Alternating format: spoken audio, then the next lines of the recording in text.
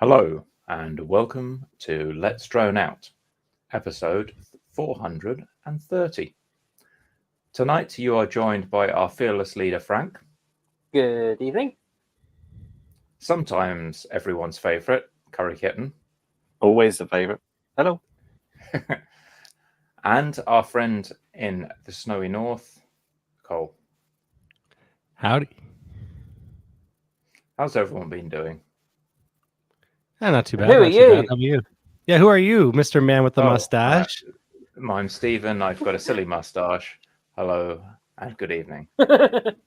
Frank's camera game is looking pretty awesome this week. Thank you very much. Thank you. Got some Christmas lights in the background and everything. Oh yeah. Nicely lit up. Christmas my wing, in racing fact. ring. Yeah. That's an A+ lighting right there.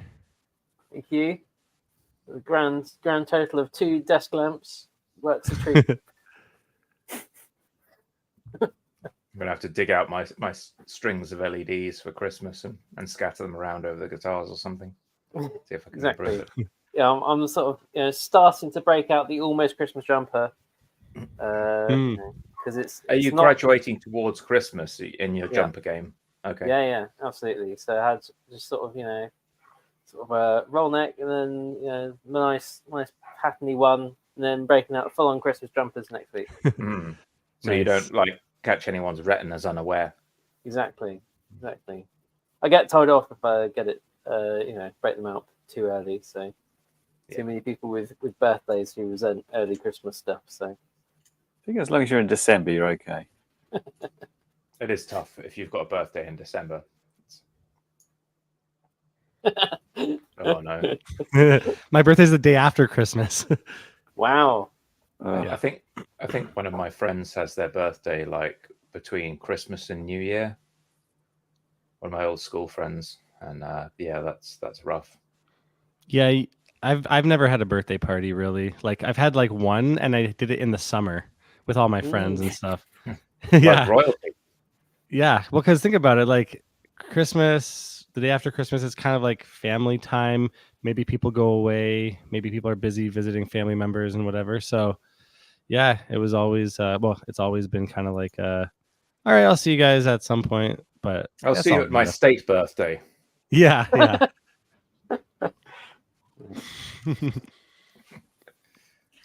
So, flying vehicles and such. What's everyone been up to? I flew a Whoop. Oh, Jinx. 2 contenders. I can let Frank go first. It's all right. You've introduced yourself. You were flying a Whoop. I was flying a Whoop on Walk Snail, and I had, I think, the best conditions I've had to fly it. I don't know what it was. I'll show you a quick clip from the video if you like. I was trying to figure out why this was better than the previous times I've been out flying. There it is. And it's a sort of combination of getting the right light and the very nice beta firmware on the Walk Snail, and everything just looked so much clearer and so much sharper. This is actually the internal recording in 1080p. It looks like but I was able to pick out everything. I think because all the colors were different, it really helped. You know, if you go over grass can sort of smush together. This was just looking really good. I had a really good time, and I thought, wow, this amazing. This is now the future. Better with light and dark than it does when everything's kind of the same brightness level. When you've got a nice strong light, it works really well. Yeah, it actually looked really good. The sun was lighting up all the wetness on the floor because we had this one. I think this was last Friday, and it was like one day when it wasn't raining. But if I crashed, there was enough puddles around to seriously do me in. But yeah, I had a good time with that one. That was. Oh, sorry. You didn't know about that new feature? It's a new Walk Snail feature. Yeah. If you're the intermediary frames, you'll have to go check out Curry's YouTube channel. Yeah, we've done this so many times. I don't think anyone's got to the bottom of the mystery, but sometimes when sometimes it works, sometimes it doesn't work. It just does this. Yeah. Anyway, I had a really good time. I did 6 batteries on that, and I managed to get this thing 400 meters away from myself without the tiny little antenna dying. Although I did notice, because normally I just put my ERS power on 100 and I sort of see how it goes. And I put it on dynamic power and it kept going up to like 1 watt. As soon as you get like a little bit out, it's like, oh, it's dropping a bit. I'm going to up the power to 1 watt. But did you have one of those little plastic antennas or the little kind of 1 inch long bit of It's wire? a tiny little piece of copper that just sticks up off the board. It's so small. There's nothing there. But yeah, it looked really good. I had a really good time. It's the first time I've been sort of like, wow, this is it now. HD is here, but it just needs the right flight. I think you just don't get, if you're just flying over a field, you don't really get the details, do you? You have to be around. You've got lots of leaves and there's water on the ground and reflections and things. That looks really good. Enjoyed that. Very cool. I got my little walk snail whoop out as well. Still got it somewhere around here. There it is. Because I decided to throw together one probably similar to what Curry's got, but just a 2-inch with a little 3D printed canopy, and it takes kind of 450 2S. Gave that a quick thrash around the house. It's fun. It does make me feel a bit sad that I can't fly anything bigger because, it feels like a whoop. And also flying this around the house, you kind of knock stuff off tables quite easily, which is irritating. You kind of trace your course by the bits of paper that have been flung around the house. Yeah, mine was 1S, but 550s. It kind of it balanced out the power to weight ratio much better for in the house. So sometimes you get these little whoops, and they're just a little bit spicy, and you have to tune it way down on the throttle and stuff. This did okay. It doesn't. There's a compromise. It doesn't go like mega crazy outside. I saw you do one dicey split S, and I almost did an intake of breath, I think. Yeah, it was pretty heavy. It's like, yeah, and we're into the prop wash, and we're going down. It's like full throttle, pulling out. It's not the best for that. Yeah. Frank, what'd you get up to? I went and visited a local BMFA club to me at their field. It's only 10 minutes away from me, so I thought I should go have a look, having discovered it not through the BMFA but through a local Facebook group that was sort of some dog walker going, what's going on over there, and that's how I found out about it. I got in touch with them, went along and visited them, and they do have restrictions on FPV and drones, but I think it's kind of fair enough, because what it is they're in the middle of an army range, and the army get a bit unhappy about cameras and things around them, so they're quite happy flying you flying line of sight around there, but they're not so happy about you coming along with a load of I think they called it signals acquisition equipment is what they called it. Sounds like a term pulled straight out of the 1940s. Yeah, exactly. So not a place for FPV, but was a very good place to fly line of sight. Big open space. You don't get bothered by dog walkers there. Cool. So. You've also been very efficient and sort of jumped on an idea that we were throwing around in the private chat. Should we mention this briefly? Yeah. We've officially affiliated, or at least the LDO Virtual Club has affiliated with the BMFA and has £20 million worth of liability insurance. Right, that's Nice. probably enough for Jack. What about the rest of us? Well done. Yeah. Very cool. Congratulations. Socks and sandals are in the post. Yep. Yes, thank you very much to everyone who helped out getting us that, because you sort of have you need a minimum number of people who are already BMFA members to be able to form a club within the BMFA. So thank you very much, Clive and Andy and Chris G and Tony and me and Stephen. I think we with the minimum number to get it over the line. Well done, us. Yeah, Sweet. there we go. So Very yeah, cool. for those that missed the headline, we are now officially a BMFA flying club, which Yep. is hopefully going to make it easier to do some of the kind of official side of LDO, like figuring out how to monetize YouTube videos and all that awkward stuff that requires a bank account and things. And Not to have the weird tax Yeah. and money laundering accusations from Yeah. PayPal. yeah, instead of like them thinking that we're some kind of tax scam, like we can be realized as the barely breaking even, long running institution that we are, more like a five-a-side football team than any sort of real enterprise. So that's what we're aiming to do there. And in my official position as secretary and BMFA delegate, I'm interested to see what kind of extra information they feed out to clubs and how kind of clubs are involved with things, particularly,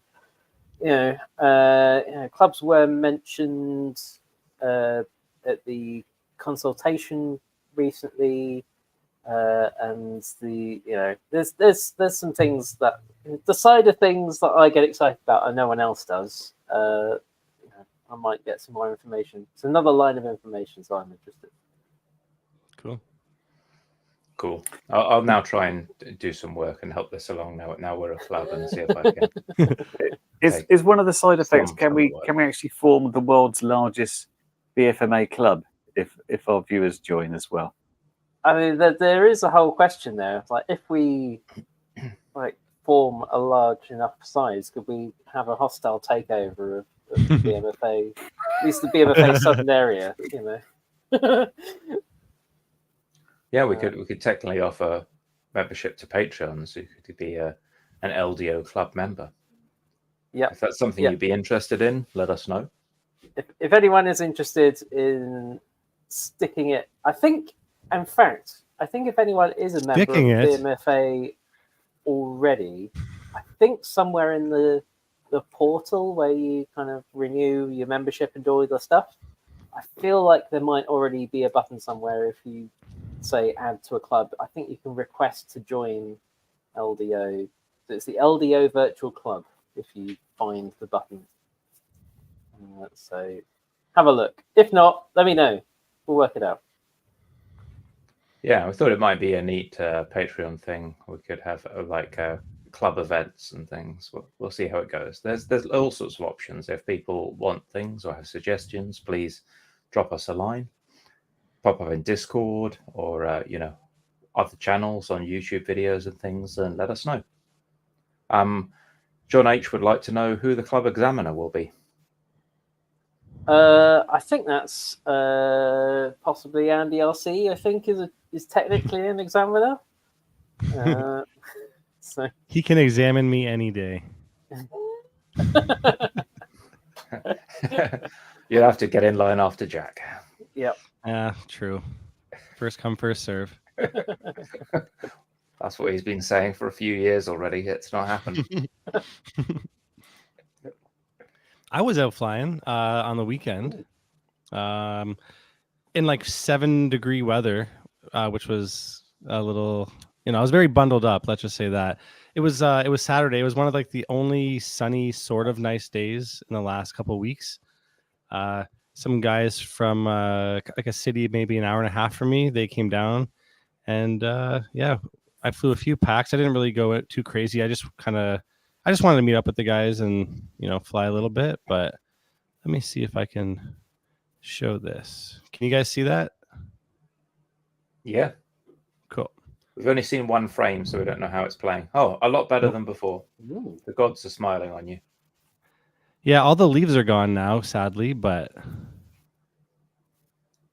yeah, it's That means you're doing brave mode traditional flying, where you can't see any of the scraggle until you look at your GoPro footage afterwards.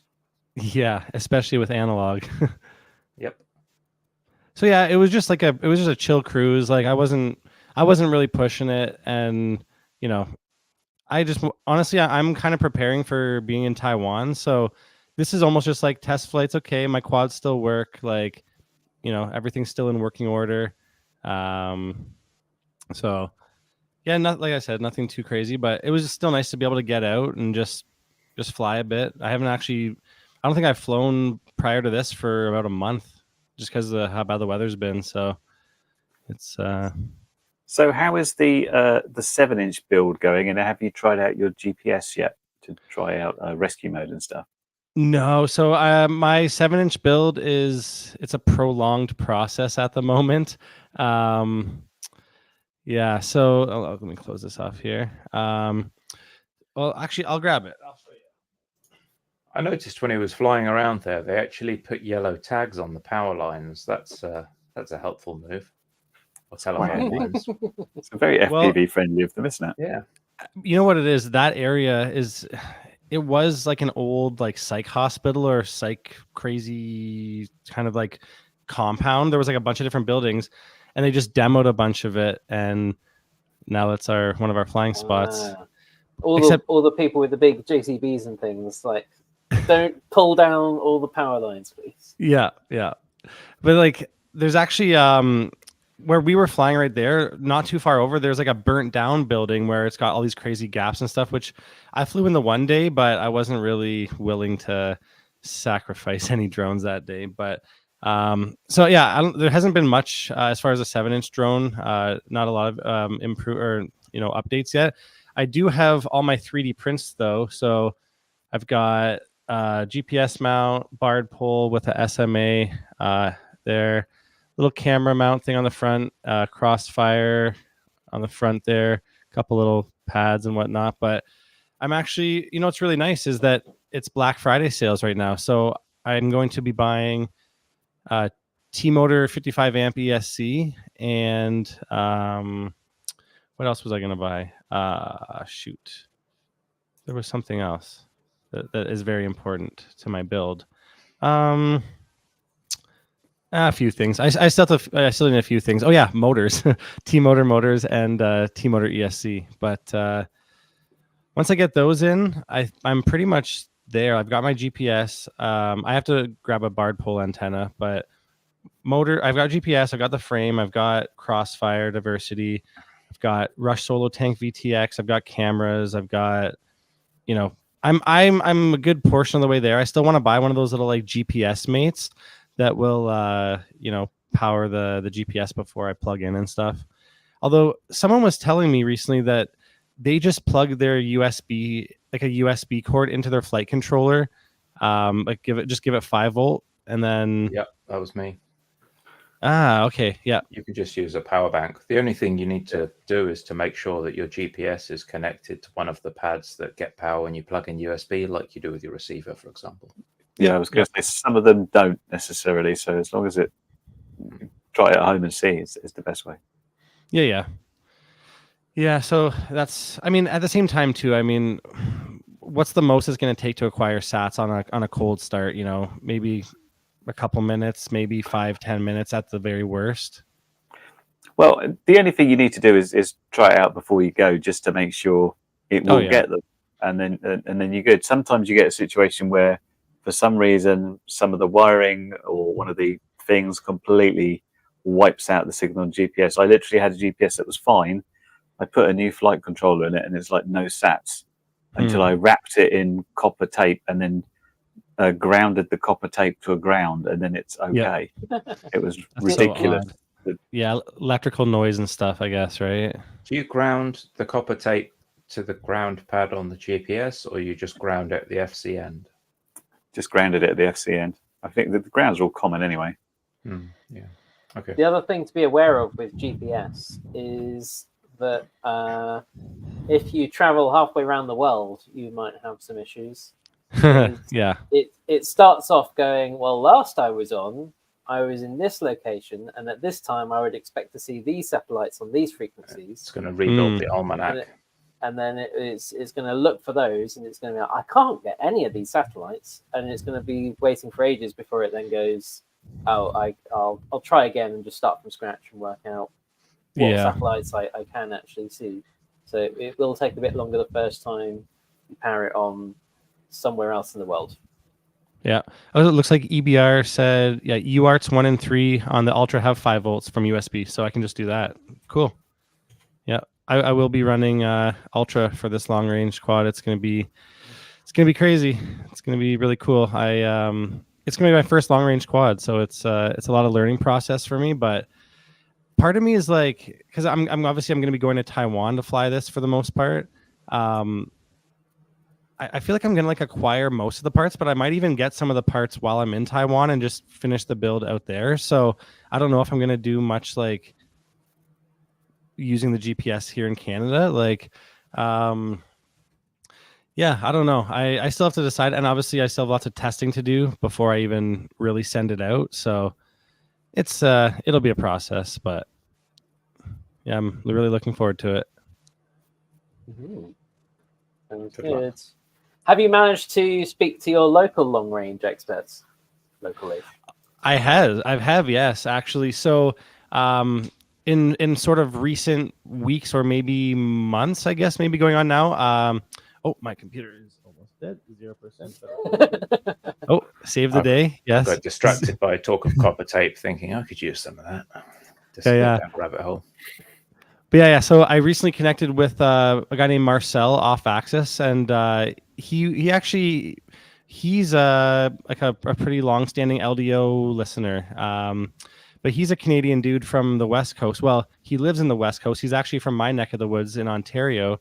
But yeah, I mean, I like almost like praise him as like a long-range god. Him and like Falcon Rad, they're like, they are my masters. Or like, like I look up to them as, something that, people that are doing what I would want to do. So it's just really cool that I've been able to connect with them and just get little tips and tricks and stuff. Yeah, if you go on YouTube, you search in obviously Falcon Rad. If you don't know who that is, you're probably living under a rock if you've looked up long range. But then Off Axis, which is Marcel, he runs. He has his own show on YouTube as well on Tuesday nights Canadian time, and it's called FPV Your World. But yeah, these guys they're doing some really cool stuff long range wise. So yeah, it's really cool to sort of learn a bit from them. Yeah, I think Falcon Rad was the guy who collaborated with Chris Rosser on the first frame he did. It's called the Falcon 7. Mm-hmm. Yep. Well, yeah, the Falcon 7 was maybe from a year or two ago, I think, or something, and then he's moved on to the Rad Lion, which is what this frame actually is the Falcon Rad Lion 7-inch. It's an earlier version. I think there's like some revisions that have been done, some like thicker arms and whatnot now. But yeah, he's done a few. He's got a few frames out now. Yeah. What's yours? That's called the Rad Lion.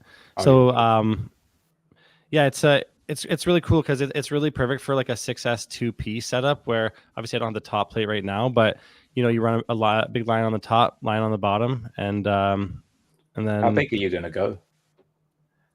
As far as like Battery capacity? I was looking at these like 4,000 milliamp hour ones, and just like big old chunkers, right? Like I'm looking, 6S or 4S, right? I'll do 6S, yeah. Like Okay. I feel like if I'm gonna do it, I may as well just like, I don't know, do it good or do it a way that is kind of proven. I guess I don't want to sort of does like 6S packs for long range, really. Yeah.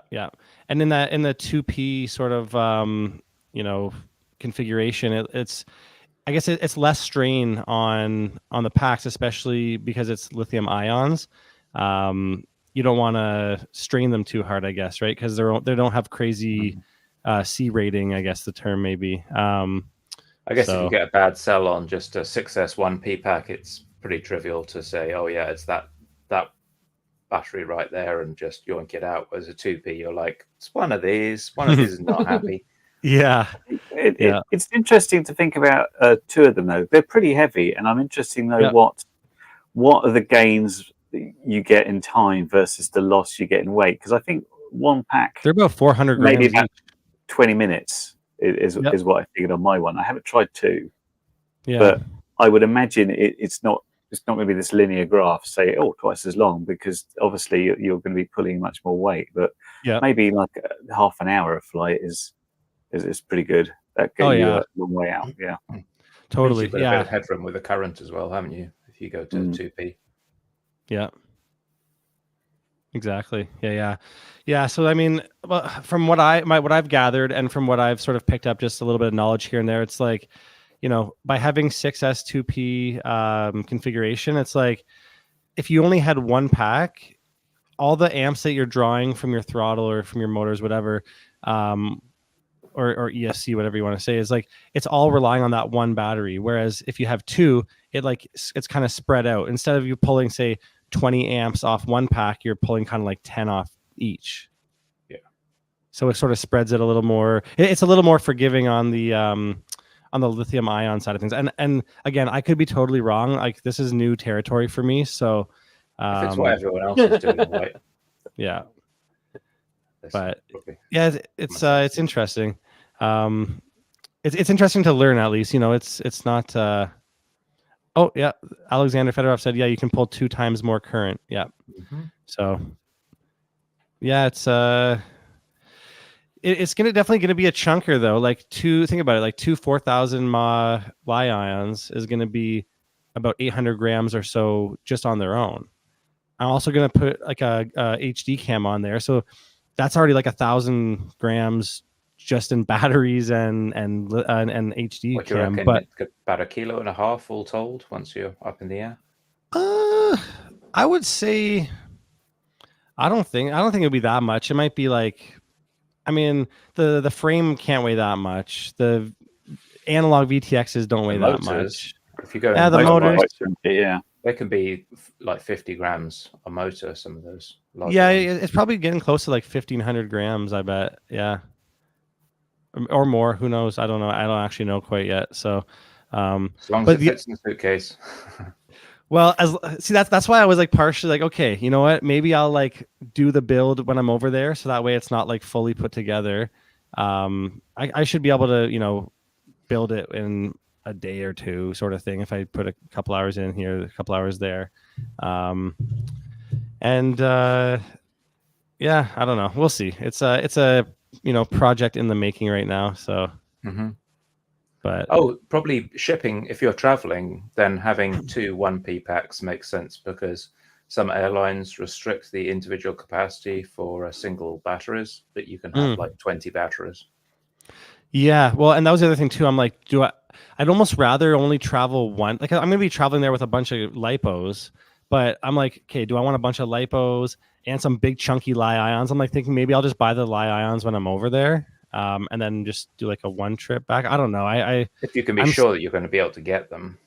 Yeah, I mean, it'll be Taiwan. I feel like you could, I feel like you could probably get some batteries out there.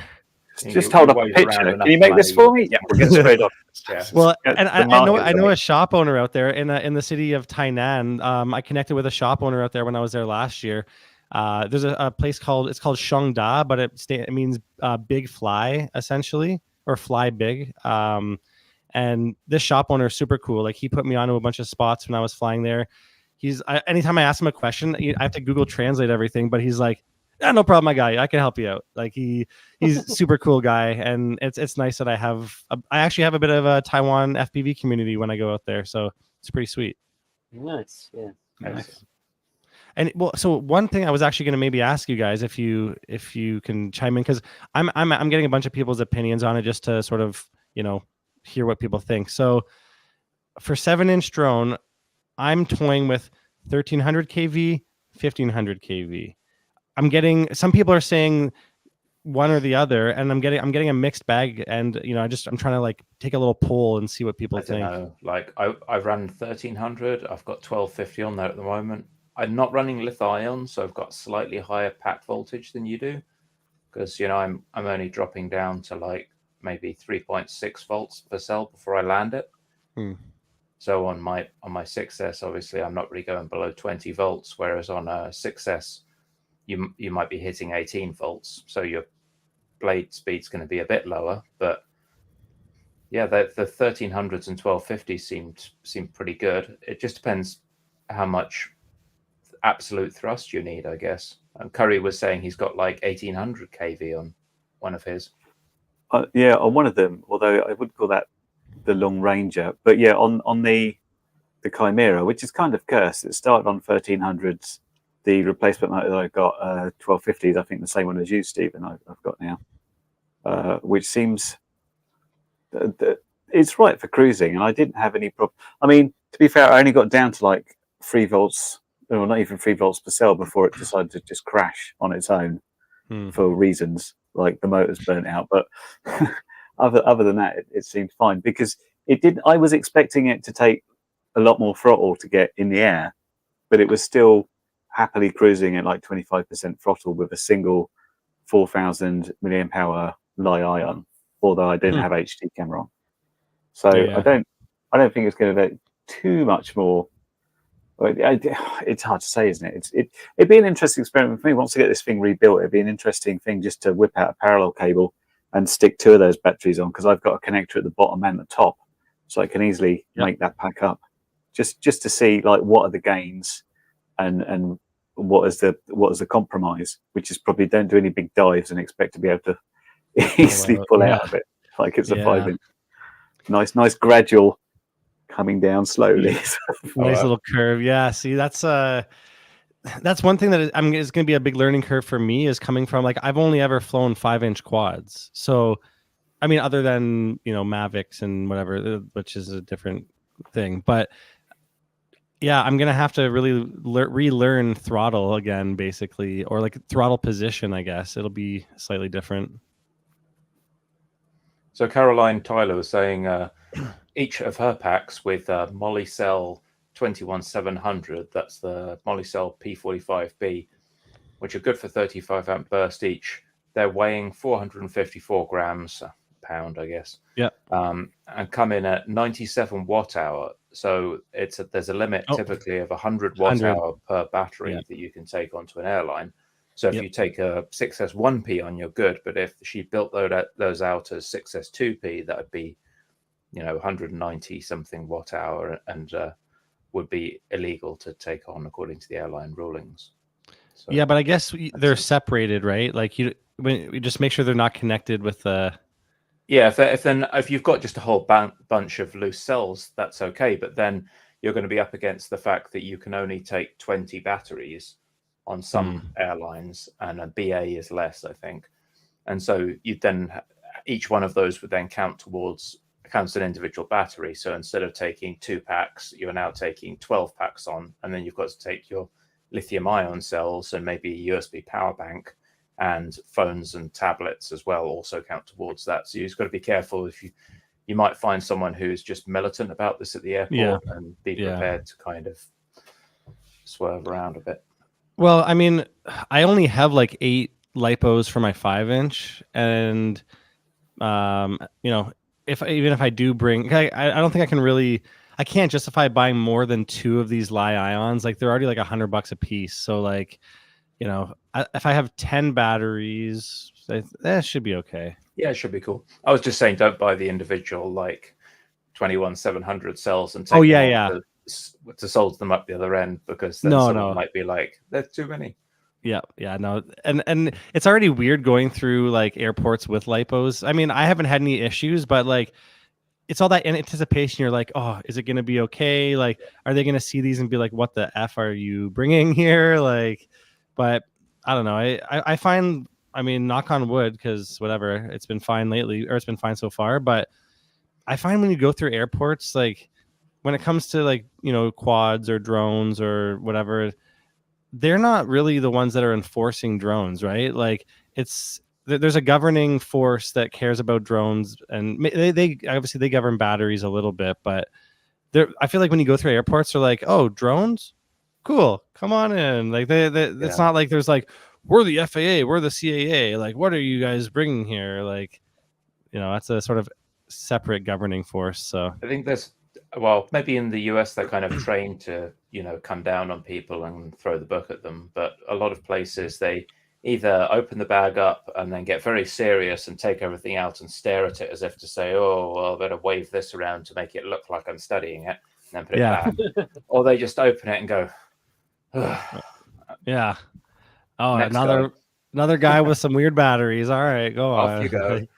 There's plenty of places in the world where you can buy drones in airport. Dubai has got an amazing range of every drone ever in the the entire world that was created, it would seem. Or the DJI stuff there is like boxes of it and carry it on a plane.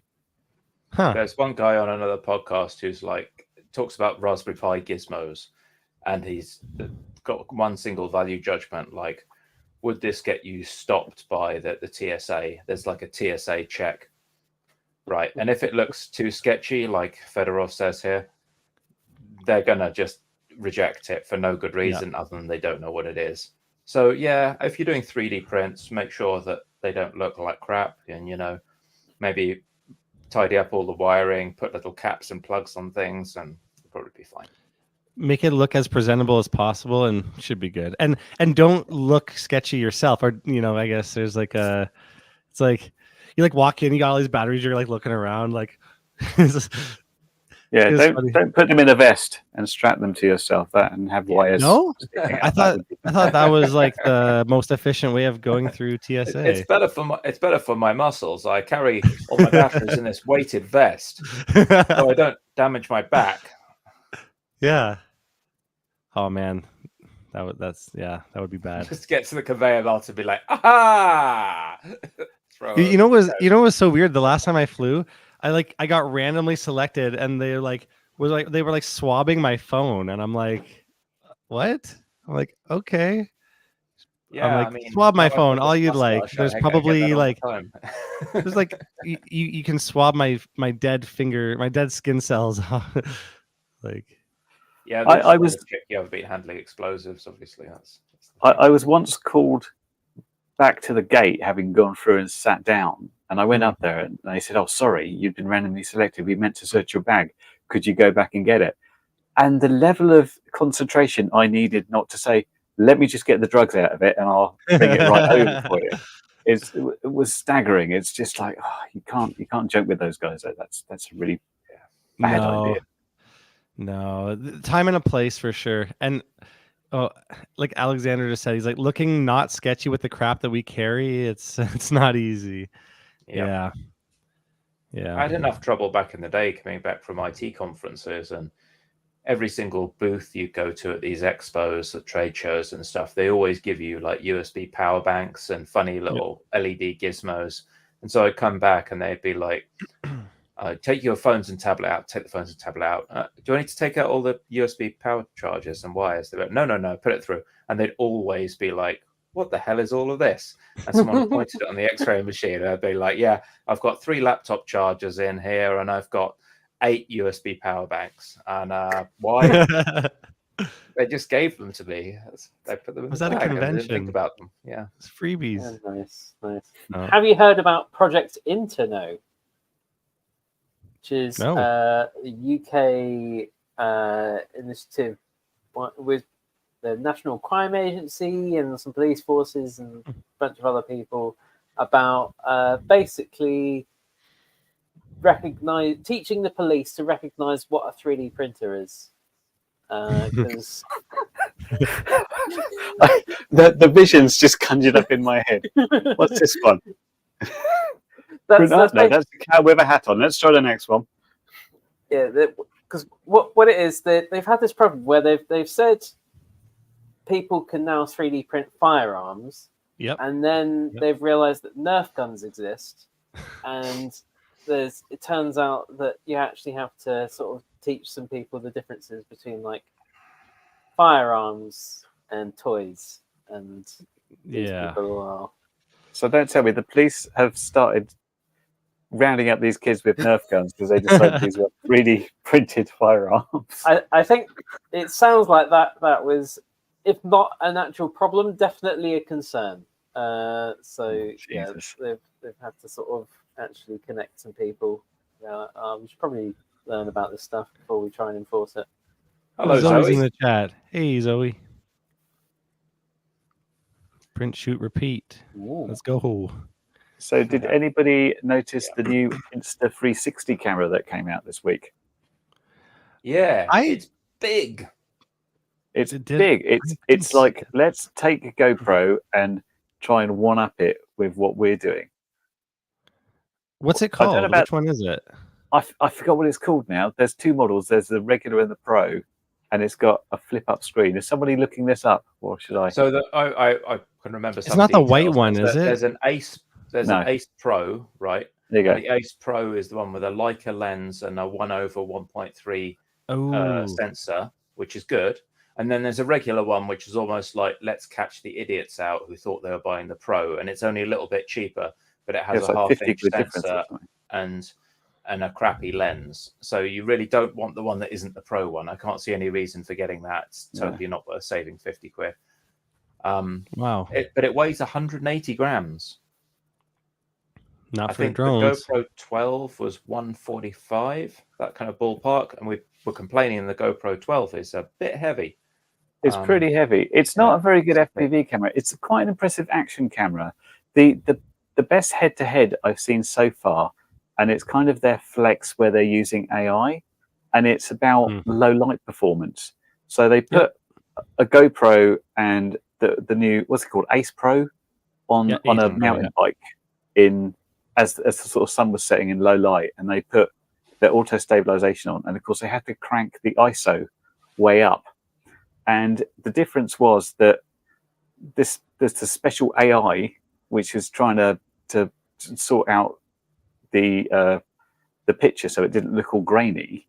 Was basically it was able to expose at a decent frame rate. So obviously it was low light, the ISO's up high. So whenever they sort of showed a freeze frame, the GoPro is like this big smear of blurry, of blurriness.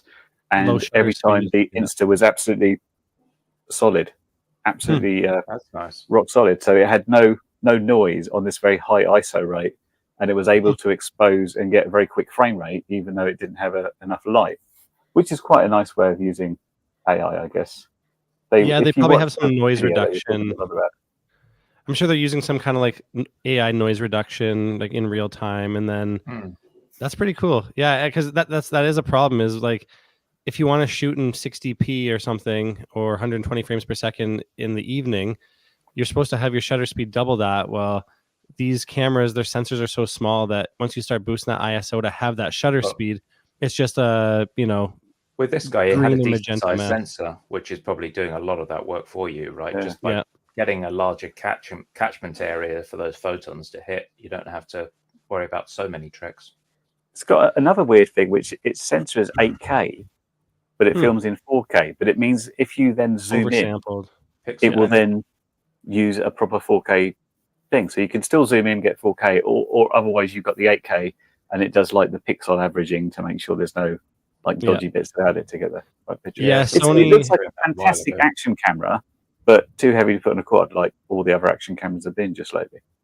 Yeah, it sounds like they're doing something similar to what Sony does with their mirrorless cameras. Not all of them, but a lot of times their sensors are, high resolution, and their video footage is oversampled. Their 4K is oversampled, say from a 6 or an 8K sensor, and it just gives a way sharper and more detailed image. And you can punch in, and it doesn't. You don't lose sort of quality and stuff. Yeah. There was a company doing this on mobile phones ages ago as well. They figured that they could put a giant high megapixel sensor on there, and they called it pixel binning, where they just take 4 pixels, average it into one output pixel. I'm guessing, I think that's probably Sony Xperia, maybe. Could be. Maybe. Yeah. I noticed they've got a flip out screen as well, which looks really cool if you're using it like a regular camera. I imagine if you're a videographer, that would be incredible, because you can have one really good screen instead of paying for 2 screens and only ever using one of them at a time. So you put all the money in the screen you're going to be using all the time. But for an FPV camera, that just seems like a bad idea. It seems like a weird idea for an action camera as well, because whenever you talk about action camera, it's like, well, it might get smashed on the ground, and having a screen flipped out seems like that's going to snap it off. But you see a lot of people increasingly using these action cameras for vlogging. Oh yeah, and I think for vlogging, that's exactly what you want. If you don't want to go to the trouble of buying a proper camera for your vlogging, you just want something that's compact, USB charging, go anywhere. You get this, you don't put it on a mountain bike, you probably put it on the end of a stick and walk around town talking to the camera or whatever. Well, you know what? I will say the GoPro screens are actually pretty durable. I don't know. I have seen someone intentionally smash the back of their GoPro, and it did not break very easily. Let's just say that. Why did they smash it? A weird thing to do. I don't know, something about GoPro subscription. I don't know. I couldn't tell you. I don't really know much about that information. It definitely wasn't flying. That's the important thing. The No. reason why the camera broke wasn't related to flying. It was rigors Never. of normal warranty-approved usage. Exactly. Next topic. So someone at the top, I think, was mentioning Geeks Varna's videos. Did anyone catch those? No. Not late. No. No. What's he been doing? Oh, okay. Well, if none of us have seen it, then let's move on. I thought it might be some regulatory doodahs. It's good to see Zoe in the chat. Just pause and say hello to Zoe and say thanks for putting out some flying videos. It's great to see you in the air again. So Hooray. For keep sure. hanging on there, man. Bill. Just to say then, the last Geeks Varna video, which was just 23 hours ago, was UK drone rule changes explained, big changes proposed, and it's changes to sub 250 gram stuff. Yeah. ID explained. Sea Now levels you're up. automatically going to be classed as a criminal for flying sub 250 because you're trying to hide something, and you're straight to jail. Just Sounds straight to fair. jail. Yeah, if you're not flying a 5-inch, that's criminal, man. You're not If in you're not the flying a cool list. DJI camera drone, like X-Class or bust. yeah, Yeah. you've got to get a military defense contract, or you're flying a DJI camera drone, or it's just jail. That's it. Yeah. Third So, or alternatively, you could fly indoors, such as our guests next week, segueing into a call forward. Very nice, slick there. We've got Matt Snell coming on to talk about the Bird 2024 event. Bird is a word. Birmingham International Race Days, I believe. Nice. Yeah, so a load of tiny whipping stuff, racing with international pilots coming along to race, and that's the event itself is at the end of January, and I think there's still a few racing tickets left. Any X class? I suspect for this indoor event there won't be much X class. Not much, just a little A bit. little bit. Yeah, just just like a prop. That's Just probably a scream and the crowd running in the opposite direction. That's But about it. you know, we'll Just- find out from Matt next week, I guess. Oh, sorry, Zoe. No indoor X class. And maybe Find out on next week's episode of You Let's could do Throw monster That. truck rallies and stadiums. Why not X class racing? Come on now. Can't be worse than that, can it? It's true. Where is it the NEC or is it not quite that big? Because you could fit X class in there if you went through some of the halls Yeah. and didn't have any spectators. I believe they've got a slightly more characterful venue than the NEC from memory, but I will now have to check. Legoland. Characterful sounds like the estate agent word for run down. But okay. Maybe a disused nightclub. That's really what you want to be doing. You're racing around, isn't it? Something that's festooned in neon lights and flashy things. I'm actually trying to. Is it Millennium Point? Is that the venue? That sounds like a venue. We'll find out next Millennium week. We'll Point. have all the information. It looks like a venue. In Birmingham. Yep, that's a place. There you But, go. That but does Caroline, exist. the monster trucks are packed. They're running on like literally explosive fuel, and that they're lightened up specifically so they can do a bit of flying. They do jump. Ah.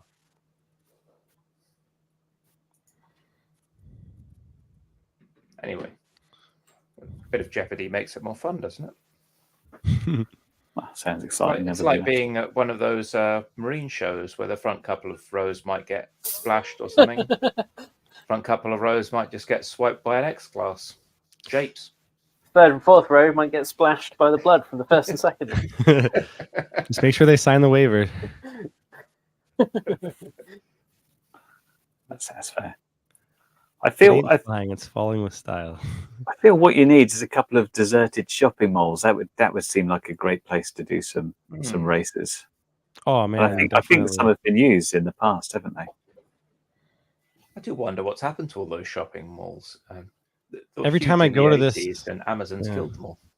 Well, there's a mall that's not too far from me, and every time I go in there, I'm like, I want to fly my drone in here. There's like 3 levels to it. There's like openings that go down to the next level. Well, It's maybe like, when you bring an X class and you can do it responsibly, they'll let you. yeah. Or maybe I just have to build a tiny little whoop and just pull a bot grinder. Grill whoop it.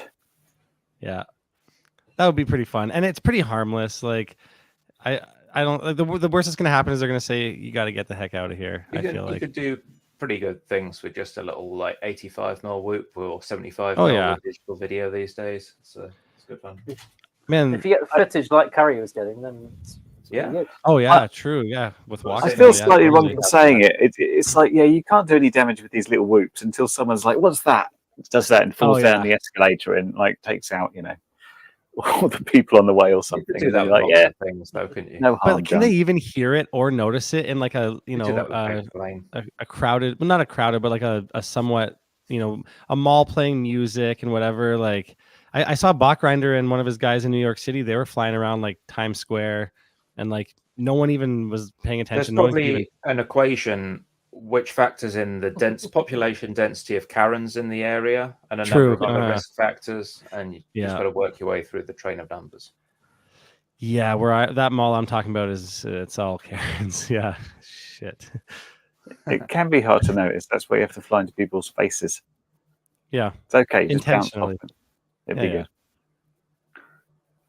I feel Extra like point. maybe there's some kind of analogy with like if there's a seagull in the space, like would anyone care? Pigeon. The pigeon You test. reckon a pigeon? Oh, yeah, pigeons. A are hummingbird. all A the hummingbird time. is more accurate. It's pretty quiet. Ever worried about, will people turn on me? Just get yourself one of those high vis jackets and just have official and then something written on it. So official pigeon wrangler, Yep. for example, or official drone pilot even will do it. And even when I'm out in the field, people keep Pest asking me if control. I'm doing surveying things for people. No, I'm just flying. Yeah, I'm just looping around this tree over and over again. Yeah, I just want to make sure this tree. Survey the sky a bit. You should explain that you're looking for endangered lizards.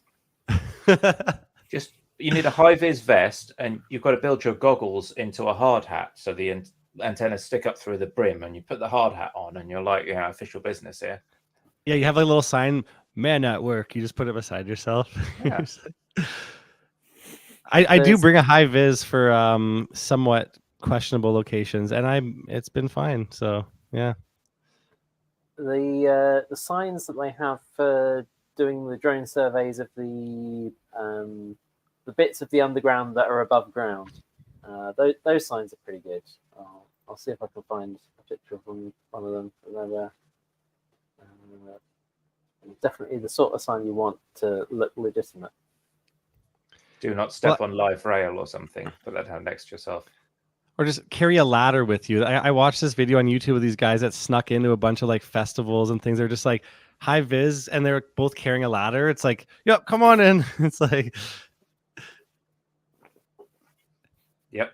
It's just those little tricks that make your mind think they must be responsible, right? It's like they're walking through. They have high vis. They're carrying a ladder. They must be here for a specific reason. Clipboard also very useful, especially if you keep flicking the pages, noting little notes down as you go. I've got a high-vis clipboard for just such an occasion. All bases covered. The more you know. Yeah. So, what next? Who's building what? I think wasn't Curry building some more digital video bits and pieces? I've got all my open IPC bits.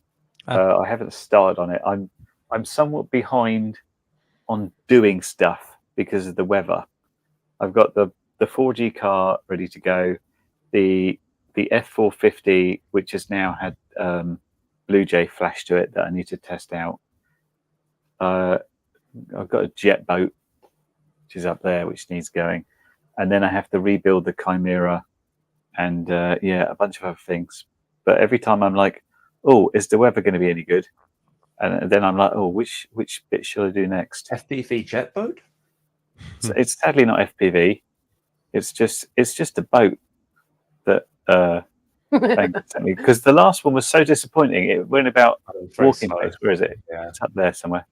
There it is. Do you see it there? and it's so easy to make a boat overpowered, isn't it? You don't have to try that. It should be. Look, there it is. Looking stealth in black. Oh, Could you get more very stealth nice. than that? I couldn't see it at first. Exactly. It's invisible. Boat.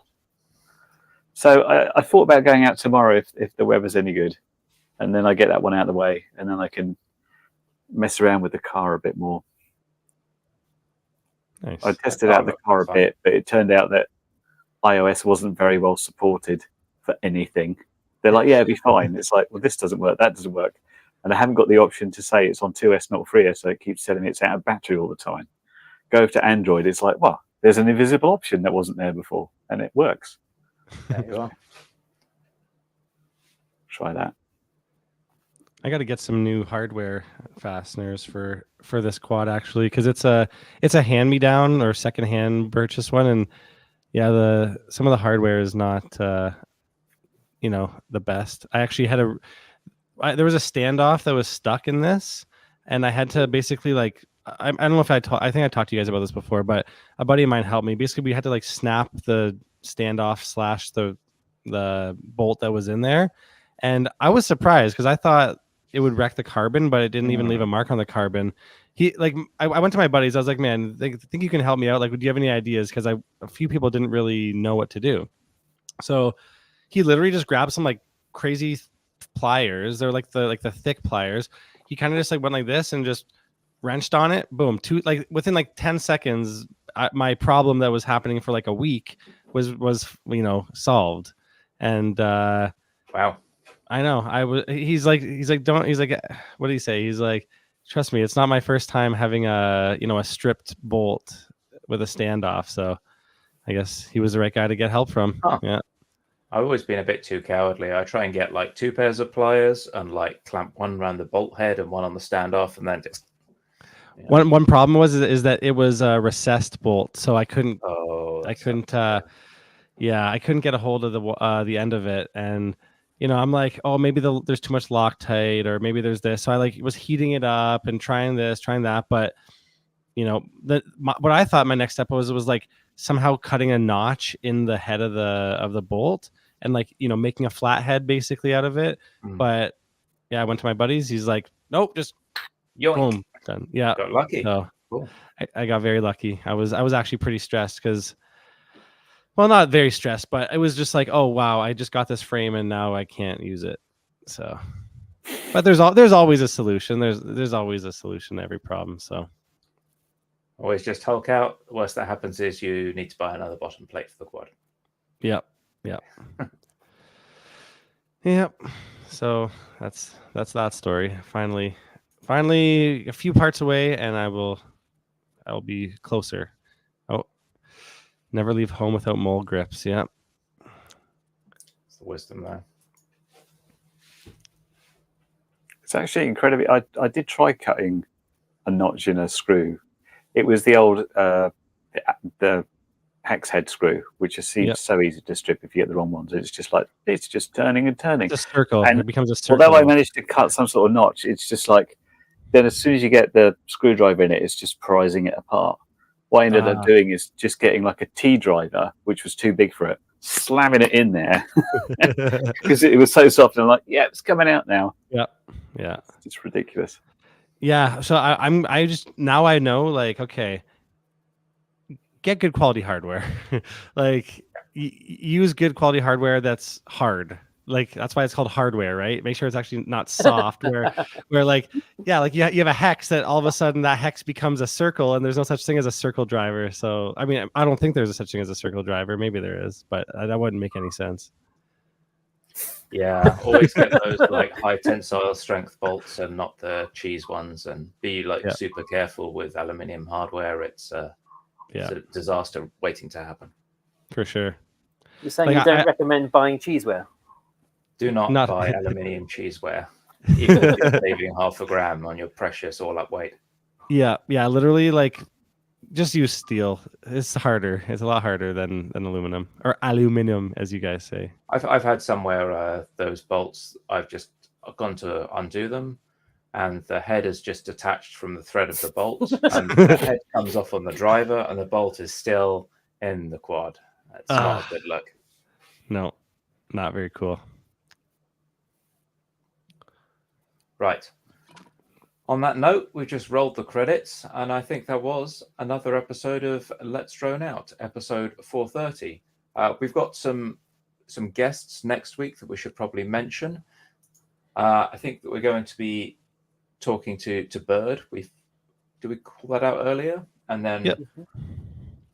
I'll just do a quick rundown of, because I don't think many of our audience are aware of what we might have in the offing. So we've got Bird is the word. And we've got some more digital HD systems coming up in a couple of weeks as well. Bit of a surprise where we're going to have a few interesting bits and pieces to talk about. So Nice. we shall catch you then. Thank you for joining us. This week you have been joined by our fearless leader, Frank. Bye. Everyone's favourite curry kitten. Goodbye. The man with the giant 7-inch frame, Cole. See ya. And myself, Stephen. Thank you to everyone. Thank you to our amazing Patreons for making this happen. Catch you next time. Yeah, thanks for tuning in, Bye. everybody. Have a good night. See ya.